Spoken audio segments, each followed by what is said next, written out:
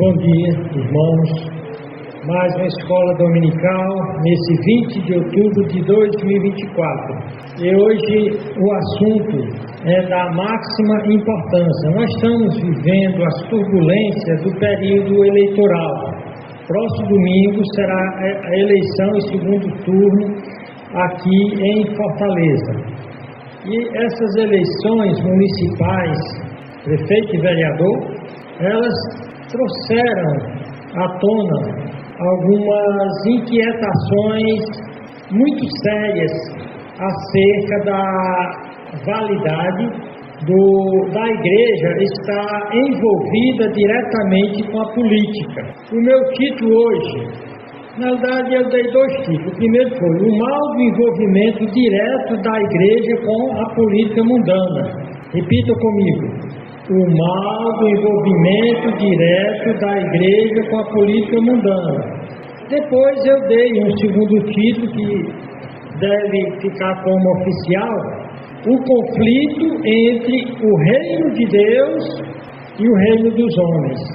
A cidade de Deus, ou a cidade celestial, e a cidade terrestre. Simplificando, seria o conflito entre o reino e cidade de Deus e a política mundana. Repita comigo. O conflito, vamos lá pessoal, o conflito entre o reino e a cidade de Deus e a política mundana. Eu escolhi alguns textos clássicos que tratam dessa relação entre igreja e Estado, entre religião e política, até onde o crente pode se envolver. Eu vi vídeos nesse último mês, especialmente nesse segundo turno, onde os líderes ditos evangélicos, cristãos ou crentes, estão numa briga entre si escandalosa. Líderes que tinham até uma certa expressão e respeitabilidade nacional caíram em completa desgraça, eles brigando entre si, esqueceram completamente o que eles diziam que era a agenda da direita ou da agenda bíblica, que era a luta contra o aborto, a liberação do aborto, a luta contra a liberação das drogas, da liberação da prostituição, da proibição do ensino religioso nas escolas. Tudo isso foi esquecido, nem se fala. Se vê a acusação de líderes evangélicos tentando se desmoralizar o outro. Como é que nós podemos encarar isso? Primeiramente, nós que acreditamos que há duas dispensações claras, na verdade 7 dispensações, mas bem clara, nós temos uma dispensação ou uma forma de Deus operar com o povo que ele chamou de Israel. Esse povo de Israel, ele tem, vamos dizer assim, uma identidade étnica. São os judeus, os israelitas, modernamente chamados israelenses, nascidos de Abraão, que na aliança abraâmica Deus prometeu a eles uma terra, prometeu a eles uma bênção eterna, ligado com essa terra, prometeu descendência, ligado com Cristo.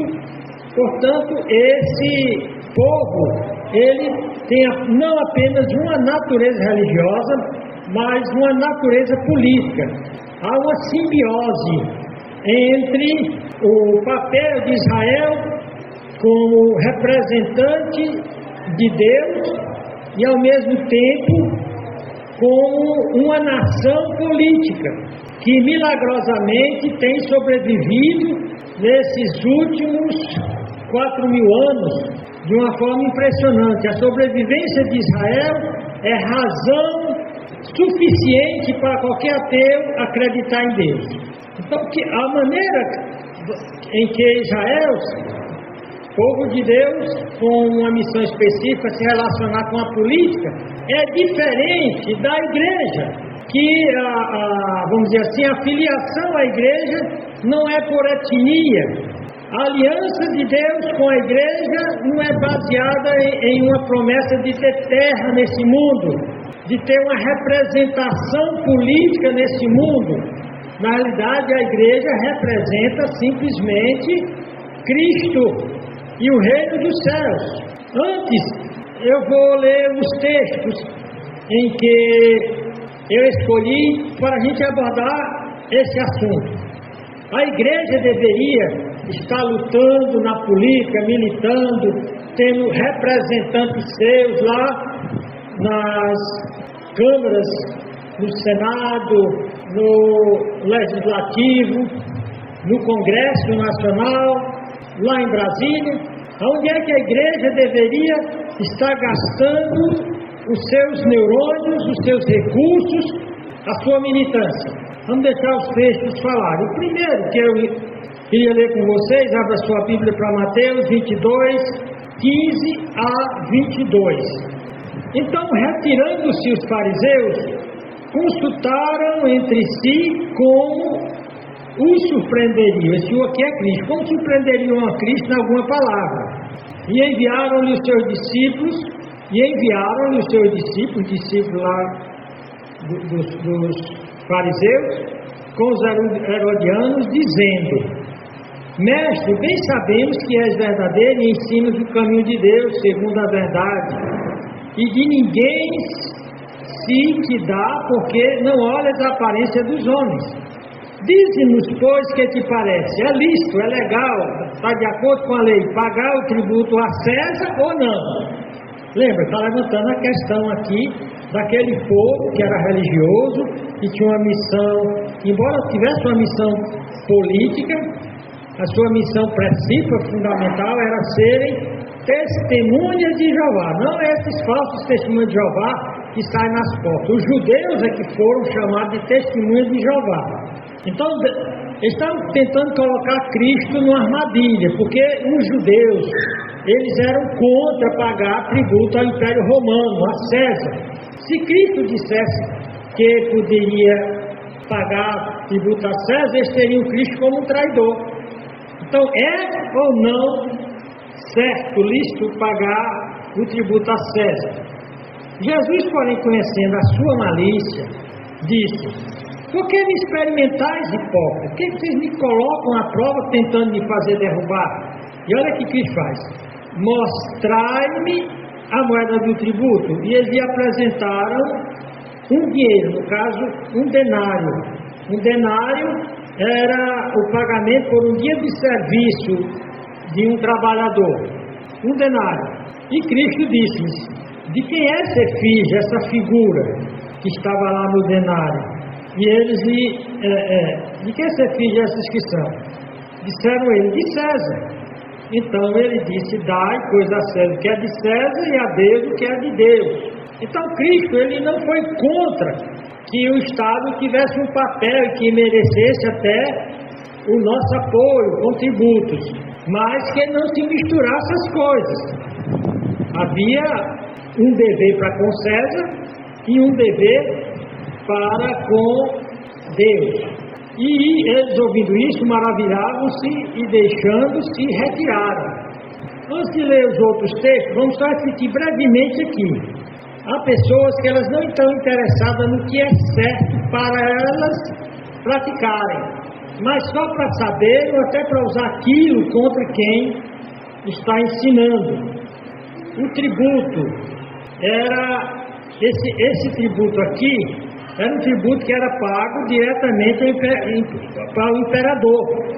Todo homem do império, especialmente, no caso aqui os judeus, homens de 14 a 65 anos e mulheres de 12 a 65 anos que viviam nas províncias romanas, estavam obrigados a pagar esse imposto. Então, o que chama de hipócritas? Pessoas que viviam, ensinavam uma coisa, mas não viviam aquilo. Cristo pede para mostrar o denário. O que era que estava em um denário? Como eu já falei, era o salário de um dia de um soldado ou de um trabalhador. Então, na moeda, de um lado, você tinha a imagem de Tibério César, com a frase: Tibério César Augusto, filho do divino Augusto. Ou seja, ele estava sendo apresentado como um Deus. Na parte de trás da moeda, havia outra foto de Tibério sentado em um trono e uma inscrição, sumo sacerdote. Ou seja, ele era Deus, era o sumo sacerdote, ele queria ter o poder de mandar nas duas esferas, na esfera religiosa e na esfera política. Esse Tibério, aqui da época de Cristo, ele governou o Império Romano de 14 a 37 depois de Cristo. E a própria moeda mostrava que eu sou o sumo sacerdote, eu sou divino. Então, quando Cristo diz, dai a César o que é de César, deixa claro, e Paulo vai explicitar isso mais na frente, que todo crente deve orar e apoiar as autoridades governamentais que estão sobre si, independentemente da sua forma, a menos que ela usurpe o lugar de Deus na vida do crente. O apóstolo Paulo, em Romanos 1 e 2, ele diz, toda autoridade, toda alma seja sujeita ou subordinada ou obedeça às potestades superiores, aos poderes governamentais, porque não há potestade ou autoridade que não venha de Deus, e as potestades ou autoridades que há foram ordenadas por Deus. Por isso, quem resiste à potestade, resiste à ordenação de Deus, e os que resistem trarão sobre si mesmo a condenação. Deixa claro, Paulo está tratando aqui o que é que nós devemos a César, ao governo civil. Paulo, em Tito 3:1, ele diz, admoesta-os a que se sujeite aos principados e potestades, que lhes obedeçam, estejam preparados para toda boa obra. O apóstolo Pedro também vai na mesma direção, 1 Pedro 2, 13 a 14. Ele diz, sujeitai-vos, pois, a toda ordenação humana, as autoridades governamentais, por amor do Senhor, não é nem por amor a elas, por amor do Senhor. E ele diz, ele tenta explicitar, ele diz que é ao rei como superior, que é aos governadores como por ele enviados, para castigo dos malfeitores e para louvor dos que fazem o bem. Agora alguém diz, tudo bem, Deus está mandando obedecer aí às autoridades superiores, sem, vamos dizer assim, dizer, eu não vou obedecer por conta da forma. Porém, tem uma questão aqui, até onde vai a relação entre o crente e o governo secular, especialmente um governo secular completamente corrompido e ímpio, como são os governos comunistas. Pedro vai responder isso em Atos 5:39, diz aqui, porém respondendo Pedro, e os apóstolos disseram, mais importa obedecer a Deus do que aos homens. O que é que está sendo dito aqui? Embora o governo fosse ordenado por Deus, lembra que a dispensação do governo humano foi exatamente depois do caos criado pelos pré-diluvianos, que era chamada a Era da Consciência, e cada um seguia a própria consciência, e transformaram a Terra num lugar absolutamente caótico e absurdamente antissocial. Então, depois do dilúvio, Deus estabelece o governo humano. Foi Deus que estabeleceu, para tentar colocar ordem, para poder esse governo garantir os mínimos direitos que os cidadãos têm. Então, embora o governo tenha sido ordenado por Deus, não porque ele goste desses governos, não porque ele acha que esses governos vão ser bons, é o que vai dizer Thomas Hobbes. Ele vai dizer que o governo é um leviatã, é um monstro que nós sustentamos pesadamente com nossos impostos. Mas se é ruim com o leviatã, esse monstro, que é o governo, pior sem eles. Porque sem o governo seria a guerra de todos contra todos. Lembra? Então, nós estamos refletindo aqui o que Jesus disse sobre dar a César o que é de César. Mas para dar a César o que é de César até onde Deus determinou que era de César. E o que o Pedro disse? Que eu não estou obrigado a me submeter a nenhuma autoridade se ela quiser que eu desobedeça a autoridade final e suprema que é a de Deus. E Cristo diz, dá a Deus o que é de Deus. O governo, embora ordenado por Deus, não pode exigir o quê? O que é que o governo não pode exigir do Edson? Ou de qualquer cristão ou homem? Lealdade a Ele igual a que eu tenho a Deus. Não, minha lealdade a Deus, buscar em primeiro lugar o reino de Deus e a sua justiça, e o resto fica para depois. Outra coisa, os crentes devem rejeitar toda autoridade que se coloque acima da Bíblia, pois somente Deus é a autoridade suprema. Através da história, houve sérios conflitos entre a esfera religiosa e espiritual e os governos temporais. Desde o Velho Testamento, passando pelo Novo e até nossos dias, nunca foi possível conciliar bem a religião e a política, embora sempre andaram juntas. E aqui, como eu falei para vocês, Israel, ele tem uma natureza política nesse mundo. A igreja não. E interessante que a igreja aqui na terra, tanto a verdadeira como a falsa, cada uma é representada por uma mulher. A igreja de Cristo, a verdadeira, é comparada a uma virgem pura, santa, que se não mistura com a política do mundo. E há uma outra igreja que é chamada na Bíblia de grande prostituta, e essa sim se prostitui com os reis da terra. Lendo isso na Bíblia, Efésios 5, 25 a 27 diz: vós, maridos, amai vossas mulheres, como também Cristo amou a igreja, e a si mesmo se entregou por ela, para a santificar, purificando com a lavagem de água pela palavra, para apresentar a si mesmo, olha aqui, igreja gloriosa, sem mácula, nem ruga, nem coisa semelhante, mas santa e irrepreensível, uma virgem pura. E sentido político, que é isso? Aí nós vamos pular para Apocalipse 17, 1 e 2. Lá em Patmos, João viu. E veio um dos 7 anjos, que tinha as 7 taças, e falou comigo, dizendo-me, vem, mostrar-te-ei a condenação da grande prostituta, que é uma religião mundial, uma igreja mundial, a igreja do anticristo. Mostrar-te a grande prostituta, que é a antítese, é o contrário da verdadeira igreja. Qual é a característica da falsa igreja? Vem mostrar-se a condenação da grande prostituta, que está assentada sobre muitas águas, ou seja, as nações. É uma igreja mundial, internacional, universal, catiolos, segundo todo, ou católica, não só no sentido de ser católica romana, mas a do anticristo vai ser verdadeiramente catiolos, vai abranger o mundo inteiro. Então aqui na época do anticristo, essa igreja já reina supremamente. E nós vamos saber como foi que essa igreja foi adquirindo tanto poder através da história.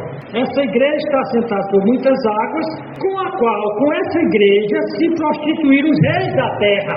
Veja, a relação entre a igreja e os reis da terra é de prostituição. A verdadeira igreja não se prostitui com a política. A falsa igreja é uma prostituta que se vende, que se corrompe. Aí o pastor mostra isso, eu vou mostrar na história.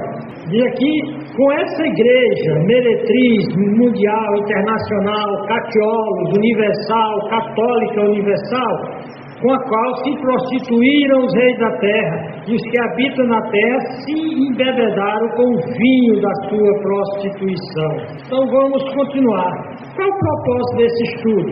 Na introdução vou dizer o que foi que provocou. Eu já comecei a dizer no início. Propósito desse estudo. Primeiro, apresentar historicamente a relação conturbada e traumática entre religião e política. Nunca foi uma relação pacífica, mesmo que muitas vezes a guerra era nos bastidores, era tipo Guerra Fria. Não tem como você reconciliar, no dizer de Agostinho, a cidade de Deus. Até para Agostinho poderia, mas quando nós vamos ver, nós vamos estudar 2 obras. Nessa primeira mensagem nós vamos ver a obra de Agostinho, a cidade de Deus, que confronta 2 cidades: a cidade celeste e a cidade terrestre, a cidade de Deus e a cidade dos homens. Então, segundo propósito, trabalhar com a doutrina e conceito das 2 cidadanias do cristão. O cristão é cidadão do céu e cidadão da terra. E nós vamos usar como ilustração a obra do filósofo Agostinho. A obra é a cidade de Deus, sua opus magnum, a sua obra máxima, a cidade de Deus, que procurava esclarecer a relação entre a esfera religiosa cristã e o Império Romano. No segundo estudo, Eu não sei nem se eu vou poder dar esse todo hoje, que é muita informação. Eu peço que você preste atenção.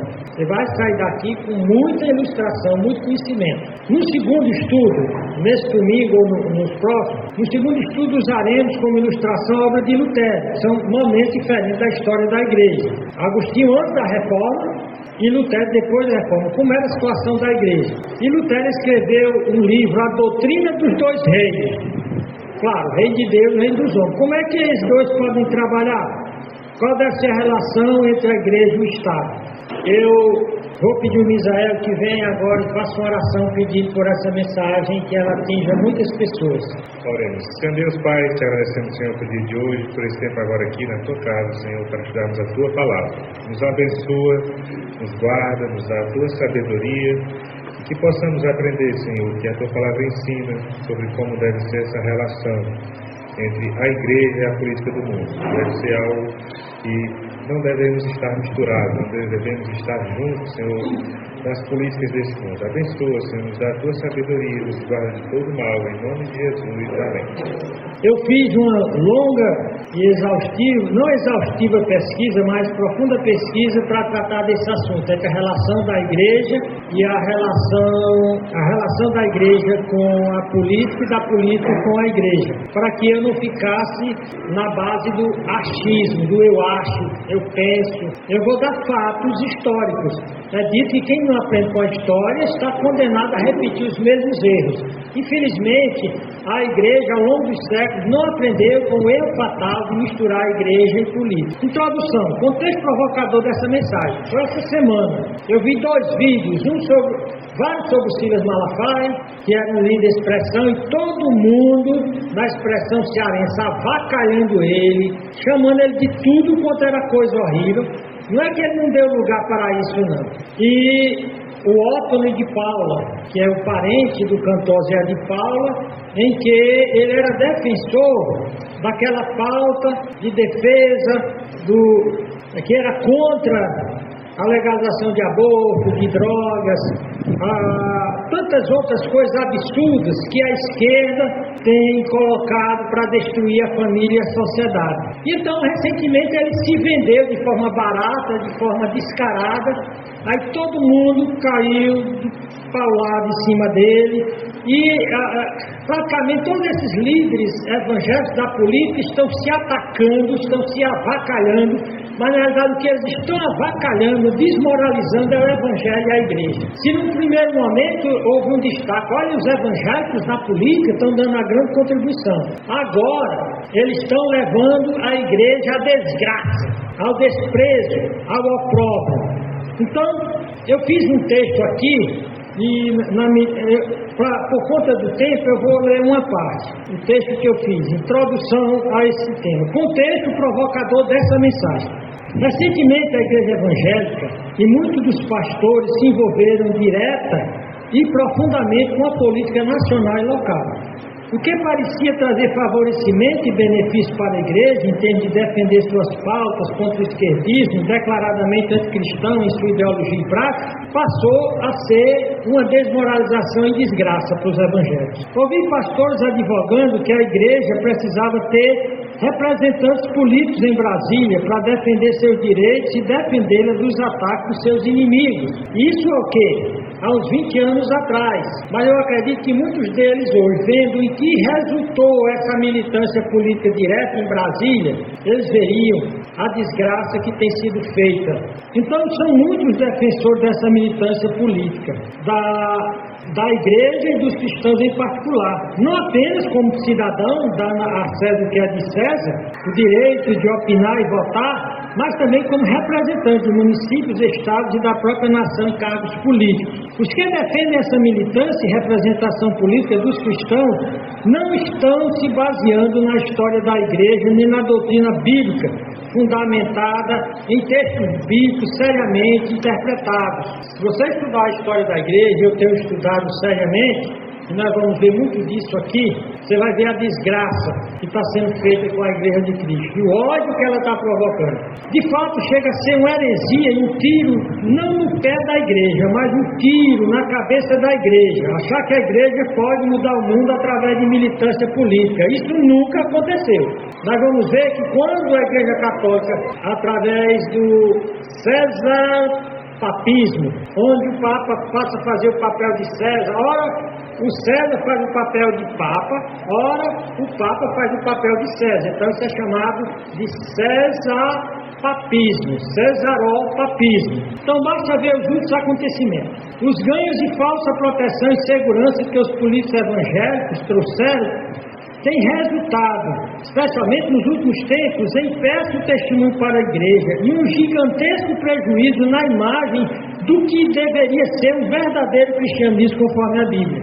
Atualmente, quase todos, se não todos os líderes evangélicos envolvidos na política nacional encenam uma luta patética e desastrosa, lutando entre si, onde cada um quer aparecer mais que o outro.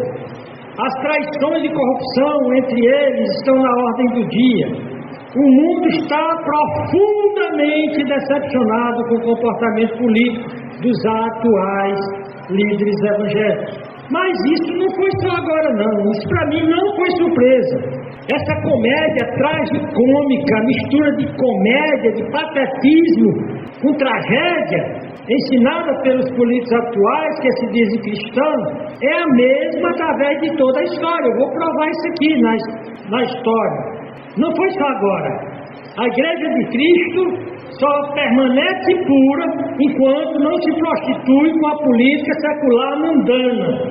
Permitam, por favor, não abandonem essa imagem, se levanta aqui da igreja. Quem estiver vendo no YouTube, veja o vídeo até o final. Deixe-me tentar mostrar que nunca houve uma relação entre igreja e política que agradasse a Deus e que não trouxesse mais prejuízos para a igreja do que benefícios. Permitam que eu mostre isso. Eu digo com muita tristeza, tentando responder como e quando o cristianismo se prostituiu misturando igreja e política de Estado. Nos primeiros 3 séculos, a simplicidade do cristianismo, que era apolítico, fora de política completamente, a simplicidade do cristianismo e da igreja primeira dos 3 primeiros séculos, ou antes da criação da igreja política imperial chamada Católica Romana a partir de Constantino. Como era aquela igreja, Lindiane? Se segure aí que eu vou tentar passar para você passar para seus amiguinhos.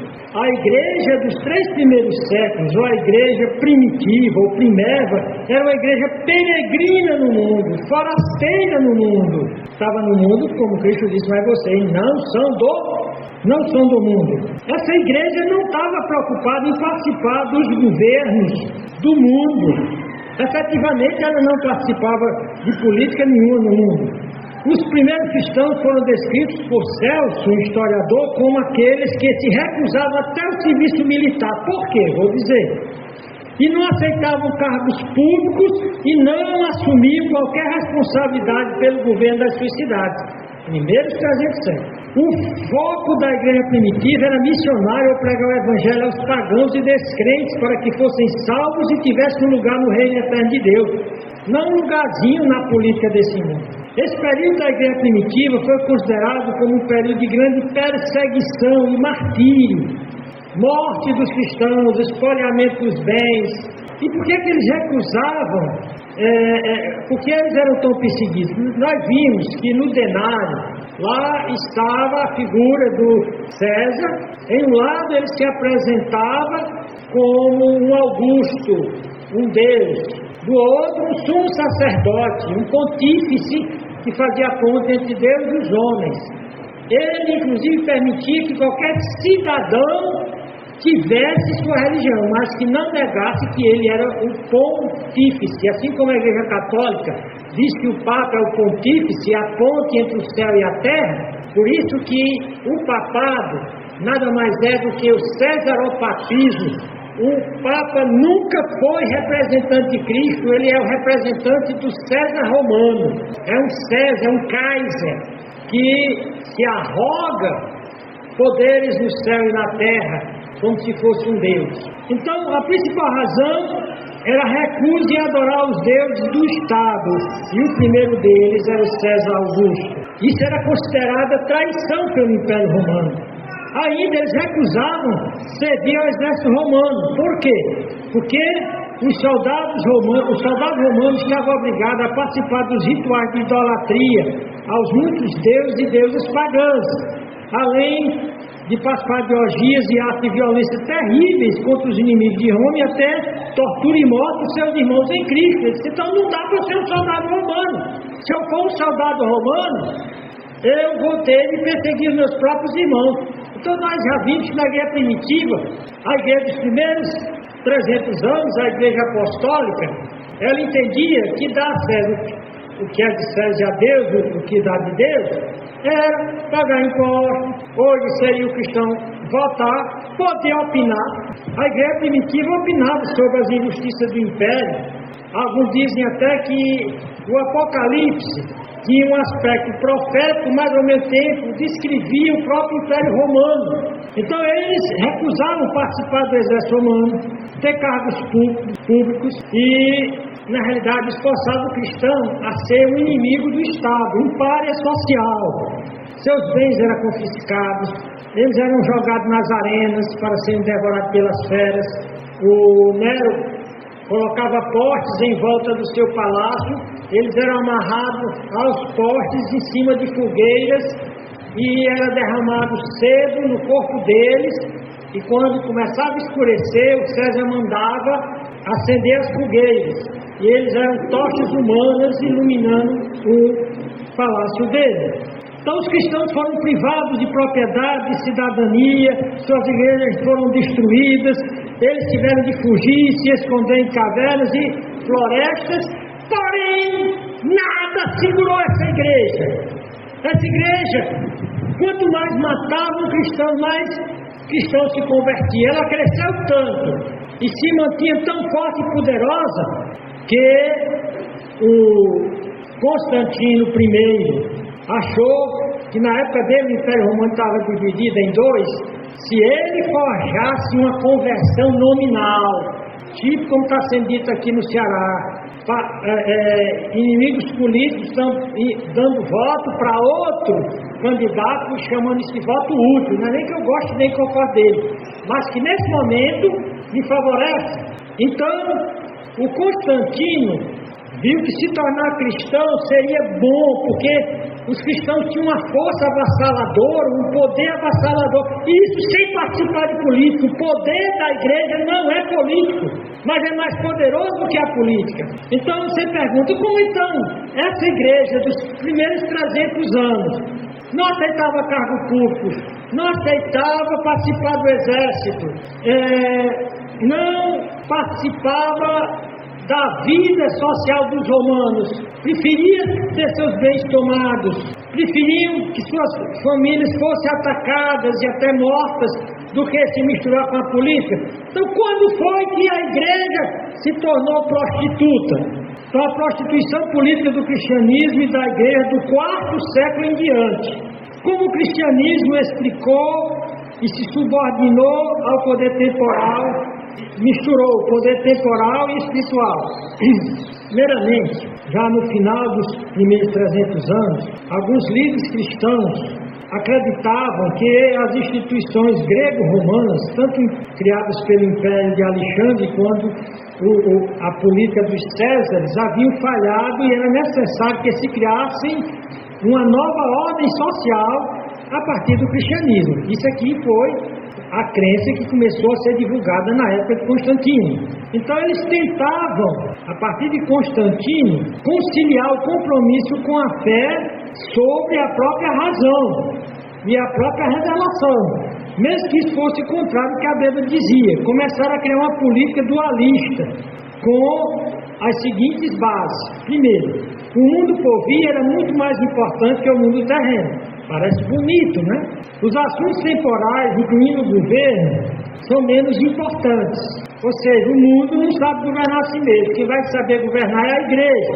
Especialmente para a verdadeira igreja de Cristo, que a partir de Constantino, a verdadeira igreja de Cristo, os anabatistas, que nunca se filiaram à igreja imperial, passaram a ser perseguidos terrivelmente pela igreja romano-babilônica. Por que romano-babilônica? Porque é assim que o João chama o Império Romano de Babilônia, que é o equivalente ao Império Romano redivivo do Anticristo, que também é chamado de Babilônia. A palavra Babilônia significa confusão e mistura. Por isso que Cristo vê a mistura entre a igreja e o poder político como uma prostituição e traição a Cristo. Ora, muitos cristãos acharam agora vai ser legal, porque o nosso imperador é cristão. Lembra que realmente ele nunca se converteu. Mas não foi legal. Por quê?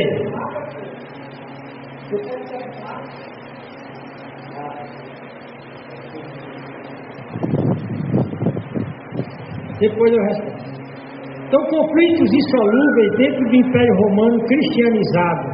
Ou seria a igreja romanizada, melhor paganizada? Século IV. Roma se tornou governo cristão. Igreja e Estado se fundiram, se misturaram numa tentativa de reconciliar cristianismo e poder político terrestre temporal. A igreja tornou-se parte da ordem política mundial, passou a ter status, poder, autoridade. Porém, a questão inquietante perdurava. Como acomodar, como conciliar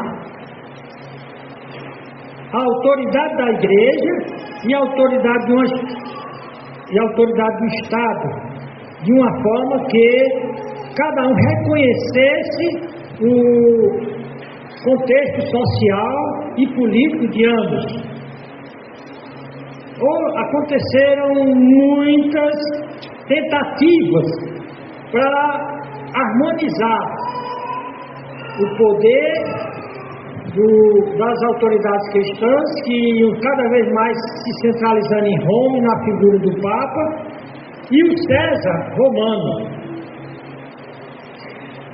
Continuaram as tentativas de articular uma doutrina que defendesse ambas as esferas. Surge então o cesaropapismo. O que é o cesaropapismo? Foi o sistema da relação entre a igreja e o Estado, no qual cabia ao chefe do Estado a competência de regular a doutrina, a disciplina e a organização da sociedade cristã, exercendo poderes tradicionalmente reservados à autoridade religiosa. Ou seja, o governo, nós vamos apoiar os cristãos, mas a autoridade maior aí dentro vai ser eu. O Constantino é quem vai convocar o primeiro concílio ecumênico ou geral da igreja cristã, o concílio de Nicéia, para resolver o problema entre o bispoário, entre a questão da trindade e do unitarismo. Então, o que é que acontece com o cesaropapismo? A Igreja Católica reagiu ao cesaropapismo lutando para que o Papa exercesse duplamente tanto o poder maior na política do mundo, sobre os reis e autoridades terrenas. E quanto mais o tempo passava, esse conflito aumentava. A queda de Roma foi em 476. Porém, os imperadores ainda ficaram e a questão continuou. A Igreja Católica Apostólica Romana, a Igreja Imperial, ela criou a teoria das duas espadas, que defendia que o Papa tinha a posse dos poderes espiritual e temporal. Portanto, ele seria o responsável de delegar o poder dos reis. O rei dos reis, o Papa era o rei dos reis, o Papa era que dava a autoridade dos reis. Então, isso nunca deu certo. Antes de prosseguir, nós vamos ver aqui que o Agostinho, ele vai lembrar que Deus nunca viu com bons olhos o governo temporal. Por isso que ele não quer que a igreja se misture, se prostitua. Quando Deus permitiu a monarquia em Israel, Deus deu um conceito bem negativo da figura do rei. Olha o que é dito em 1 Samuel 8, 10 a 18. E falou Samuel todas as palavras do Senhor ao povo que eles pediam um rei. Até então era uma teocracia, Deus governava, dava as decisões e juízes julgavam e lideravam. Então o povo pediu um rei. Agora Deus disse: vocês querem um rei que igual às nações? Veja o que um rei vai fazer com vocês. É o Leviatã de Lot. E disse: este será o costume do rei que houver de reinar sobre vocês. Ele tomará os vossos filhos e os empregará nos seus carros e nos seus cavaleiros, para que corram diante dos seus carros. E porá os vossos filhos por chefe de 1000 e de 50, e colocará os vossos filhos para lavarem a sua lavoura. Tá, disse a primeira vez, vossos filhos aqui eu só estou preenchendo, porque está implícito. E colocará os vossos filhos para que eles lavrem a sua lavoura e façam a sua colheita. E vossos filhos fabriquem as suas armas de guerra e os apetrechos de seus carros, isso com os filhos, e com as filhas. E tomará as vossas filhas para perfumistas, cozinheiras e padeiras, e além de serem concubinas, ou até as prostitutas deles. E tomará o melhor das vossas terras, das vossas vinhas e dos vossos olivais, e os trará aos seus servos. E as vossas sementes, as vossas vinhas dizimará para dar aos seus oficiais e aos seus servos. Também os vossos servos e as vossas servas, os vossos melhores moços, os vossos jumentos, tomará e os empregará no seu serviço. Dizimará o vosso rebanho e vós lhe servireis de servos. Então naquele dia clamareis por causa do vosso rei, que vós houverdes escolhido, mas o Senhor não vos ouvirá naquele dia. Então Deus está dizendo que todo governo vai ter exploração do povo, vai ter injustiça, você vê aqui que quem é mais atacado é a família. Então o Agostinho, ele vai usar esse texto na sua obra, que é uma metáfora, as duas cidades. Quem era Agostinho? Ele já vai nascer lá no quarto século, 430 a 352. Ele foi o mais influente dos primeiros pais da igreja, aqueles primeiros teólogos, estudiosos, que sistematizaram o ensino da Bíblia sobre várias questões. Na Cidade de Deus ele vai sistematizar o que ele entendia que era o que Deus ensinava sobre relação entre a cidade de Deus e a cidade dos homens. A Igreja Católica chamou ele de Santo Agostinho, porque a Igreja Católica vai deturpar a obra dele, Cidade de Deus, Cidade Celeste, como se a Igreja Católica fosse essa cidade celeste. Você nota? Vamos avançar. Ele também faz a tentativa de explicar e harmonizar os conflitantes poderes políticos e religiosos. Como era de se esperar, Agostinho também fracassou. Ele não descobriu uma forma de resolver o problema do conflito entre o poder político e o poder religioso. Foi de 413 a 426 que ele escreveu uma obra com 20 volumes. A sua obra mais importante, Cidade de Deus, cujo propósito era defender a igreja contra a acusação. Pelo menos 3 coisas. Primeiramente, defender a igreja contra a acusação de que foram os cristãos que fizeram o Império Romano cair. Ele vai defender isso nos 12 primeiros livros. Aliás, nos primeiros 10 livros. Ele vai dar a sua visão sobre o homem e sobre a sociedade, onde ele vai basear sua filosofia política nos 12 livros. Ele vai tentar mostrar como é possível conciliar as duas coisas. Então, qual foi a explicação, a teoria teológica e política de Agostinho sobre esse conflito entre igreja e Estado? Primeiramente, qual era a teoria dele sobre o governo? Tinha a ver com a natureza caída do homem. Nós vamos ver que o Agostinho, ele vai mostrar como, ele vai dizer que há uma possibilidade de harmonizar, mas à medida que você vai estudando o que ele diz, você vai ver que não tem como a igreja se misturar com a política sem se prostituir, sem se corromper, sem causar danos à igreja. Lembre, a igreja de Cristo é uma igreja pura, é uma igreja imaculada, é uma igreja que não se prostitui com os reis da terra.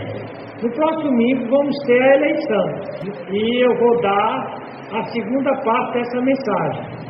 Na verdade, eu vou ter dividi-la, porque é muito material para a gente ver. Mas, só como para você ter uma ideia, para Agostinho, existem duas cidadanias, duas cidades as quais o crente faz parte. Existem duas cidades, a cidade celeste e a cidade terrestre. E qual era a diferença, qual era a base, o fundamento dessas duas cidades? A cidade terrena, baseada na política terrena, era uma cidade dominada pelo amor próprio. Os cidadãos da cidade terrena são aqueles para quem os interesses materiais são mais importantes do que os espirituais. Já a cidade celestial era dominada pelo princípio do amor a Deus. Os habitantes da cidade celestial são aqueles a quem as coisas espirituais são primordiais e que Deus dá instrumentos, agências para ajudar as pessoas a alcançarem a salvação, tanto na igreja como no Estado. Então ele vai falar das funções de cada instituição. Qual era a função do Estado, que ele mesmo diz que a função do Estado, o papel do Estado é um papel provisório, que não é permanente, que é complicado, que você vai ver que não tem como conciliar com a igreja. Vocês me aguentam mais 10 minutos e eu termino. Dá para aguentar 10 minutos? Para ele, a justiça deve ser encontrada na palavra de Deus. Porém, essa palavra de Deus não é apenas a revelada na Bíblia, não. É a palavra que sai da boca dos papas, dos cardeais, que essa justiça que é emanada da comunidade eclesiástica deve promover o avanço da glória da causa de Deus. E ele diz que a justiça é impossível se as pessoas não conhecerem o verdadeiro Deus. Que a função primária de um Estado, seja cristão ou não cristão, é manter a paz e a ordem. Que os cidadãos da cidade terrena desejam a paz para gozar dos seus prazeres carnais e mundanos. Já os cidadãos da cidade celestial desejam a paz para melhor se dedicar à oração a Deus. Para ele, os estados que existiram antes, como o babilônico, o persa, o romano, eles eram estados completamente deficientes, que estavam condenados a desaparecer da história, e que qualquer estado ele só vai ser bem sucedido se for cristão. Você entende isso pelas colocações que não vai dar para eu colocar aqui as citações. Eles davam o conceito de que o governo é preciso por conta da pecaminosidade do homem. Se o homem não fosse pecador, ele não seria desordenado, caótico, criador de problemas. Assim, o governo é necessário por causa da pecaminosidade do homem. O pecado dos homens levou a ele a desigualdade, a escravidão e a muitos males sociais. Ele diz, o rei mau e brutal é imposto às pessoas como punição por seus pecados, e ainda assim deve ser obedecido. Então, ele vai dizer que a nova igreja, que agora é a católica, ela deveria governar baseada na justiça, ela devia garantir e preservar os direitos, impor a ordem. Mesmo ele defende a tirania. Ele diz, é melhor uma tirania estável do que uma democracia desordenada. Igualdade, justiça e liberdade são objetivos a ser alcançados apenas na cidade celestial. No interesse de manter a ordem, a sociedade deve se basear no princípio da autoridade, inclusive da tirania. Até sobre a escravidão ele diz que é necessário por causa da pecaminosidade humana. Para concluir, a doutrina das duas espadas, que o Papa tem o poder eclesiástico e o poder sobre os reis, é um resumo desse período do quarto século e da Idade Média. Essa doutrina falhou. A Igreja Católica se tornou tirânica, sanguinária.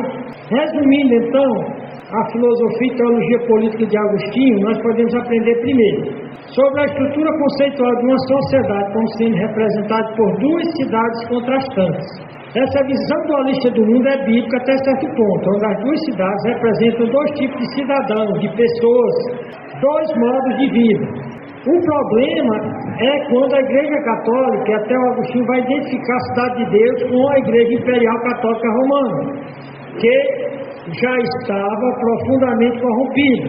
Por isso, perseguia cruelmente os anabatistas. Sobre a metáfora da cidade de Deus, torna-se confusa e contraditória. Isso porque a cidade de Deus não é um lugar físico, mas uma ilustração da sociedade daqueles que vivem pela fé, que são predestinados para a vida eterna com Deus. Que até isso pode ser visto biblicamente. O problema, novamente, é quando Agostinho defende, postula que essa cidade é caracterizada e, vamos dizer assim, representada pela Igreja Católica Imperial.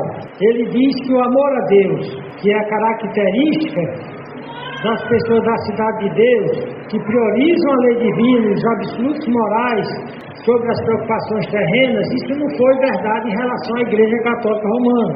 Sobre a paz eterna, a Igreja Católica estava interessada nas coisas da terra. Sobre a cidade terrestre, há coincidência com o que a Bíblia diz, mas novamente a Igreja Católica está mais identificada com a cidade dos homens, o governo terreno, do que com a cidade de Deus. Ele diz que a cidade terrena é caracterizada pelo amor apenas a si mesmo. A Igreja Católica também, pela impermanência. A Igreja Católica é camaleônica, ela tem mudado drasticamente. Sobre a natureza provisória do governo terreno, a Igreja Católica também tem mudado, por conta da política, drasticamente. Então, ainda mais, eu já cumpri os meus 10 minutos, a conclusão é que até a Idade Média, a mistura entre igreja e Estado foi desastrosa. A Igreja Católica Romana foi sendo cada vez mais descaracterizada como Igreja de Cristo e se caracterizando cada vez mais como uma igreja mundana, terrena, animal e demoníaca. É dito que o sangue dos mártires e dos dissidentes da Igreja Católica que ela derramou, se esse sangue fosse colocado num lago profundo, faria um mar de sangue tão grande do mundo ficar alarmado. Esse é o resultado da mistura entre igreja e política. A descaracterização, o ódio dos descrentes a essa igreja politizada. É isso que os evangélicos atuais estão criando em relação à igreja evangélica. Ódio a pessoas que estão zombando, que estão detestando. Vamos lutar para que nossa igreja se mantenha como uma virgem pura, santa, seguindo nos ditames da palavra de Deus. Amém?